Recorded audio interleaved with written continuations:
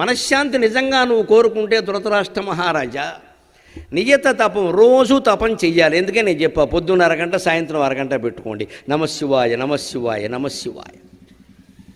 మన ఇంట్లో మనం చేయలేము, ఆ మాత్రం సమయం లేదా? గంట సేపు సమయం కూడా లేదా? ఇంద్రియ నిగ్రహంబు, కంటితో ఏదో వస్తువుని చూశాము, ఓ కోరిక ఏదో కలిగింది, ఆ వస్తువు సొంతం చేసుకోవాలి, నిగ్రహించుకో. నీ దగ్గర డబ్బు ఉందా, లేకపోతే ఎందుకు కొంటావు?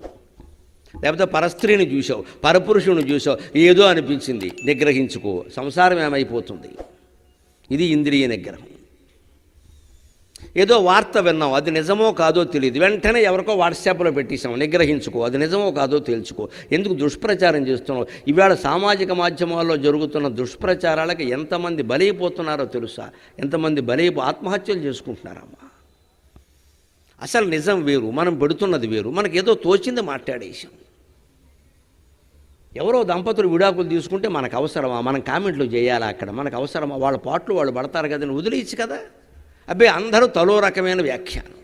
ఇంద్రియ నిగ్రహం లేదు ఎవరికి. విన్నదేదో ప్రచారం చేసి, కన్నదేదో నమ్మేసి, అంతేనా? నాలుగుకేదో రుచి కలిగిందండి, తినేస్తున్నామమ్మా. ఇవాళ ఇంటికి తెప్పించుకుని తింటున్నారు, బజార్లో తింటున్నారు. అవన్నీ రుచిగా ఉంటే ఉండొచ్చు, ఆరోగ్యమేనా? చెప్పగలరా ఎవరైనా? ఎన్ని జబ్బులు వస్తున్నాయండి? నూనె కల్తీ. ఇంట్లో వండినా కూడా చెప్పలేమండి. నూనె కల్తీ అయినప్పుడు ఇంట్లో వండితే బయట వండితే బయట ఇంకా ప్రమాదం ఏమిటంటే, బడ్డీ కొట్టు హోటల్ వాళ్ళు ఆ నూనెను 4 సార్లు మరిగిస్తున్నారు. ఆడవాళ్ళకి బాగా తెలుస్తుంది, క్యాన్సర్లు వస్తాయి.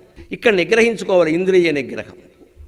అంతేకాదు విద్య అంటే చదువుకోవడం, ఏదో బీటెక్కులు ఎంటెక్కులు కాదు. ఆధ్యాత్మిక గ్రంథ పఠనానికి 1 గంట కేటాయించండి. జపానికి గంట, గ్రంథ పఠనానికి గంట. కనీసం 50 ఏళ్ళు దాటిన వాళ్ళైనా కేటాయించండి. వయస్సు లెక్క 50 ఏళ్ళు దాటిన వాళ్ళకి పనులు తగ్గిపోతూ ఉంటాయి, క్రమంగా తగ్గించుకోవాలి. 1 గంట సేపు ఏదైనా పడుకునే ముందైతే మరీ మంచిది. ఎన్ని పనులున్నా ఎప్పుడప్పుడు పడుకుంటాం కదా, 11ంటికైనా పడుకుంటాం కదా, పర్వాలేదు. నిన్న చెప్పుకున్నట్టే పుస్తకం పట్టుకోగానే నిద్ర వస్తుంది, రానివ్వండి, పడుకోండి, చదవండి. ఓ రోజు వస్తుంది, రెండో రోజు అందులో కాస్త మంచి ఉపయోగపడే విషయం కనపడింది అనుకోండి, ఇది చూడాలనిపిస్తుంది. పుస్తక పఠనం ఆసక్తి పెరుగుతుంది. ఒక గ్రంథ పఠనం విద్య, అలా గ్రంథాలు, ఆధ్యాత్మిక గ్రంథాలు మీరు చదివిన కొద్దీ, పైగా వాడుక భాషలో రాస్తున్నారు పెద్దలు కొంతమంది, భగవద్గీత సహా అన్నీ కూడాను. అవి చదవండి. ఒక్కొక్కటి ఏది అయ్యే వరకు దూరికే 2 నిమిషాలు చదవడం కాదు, పుణ్యం కోసం చదవద్దు దయచేసి.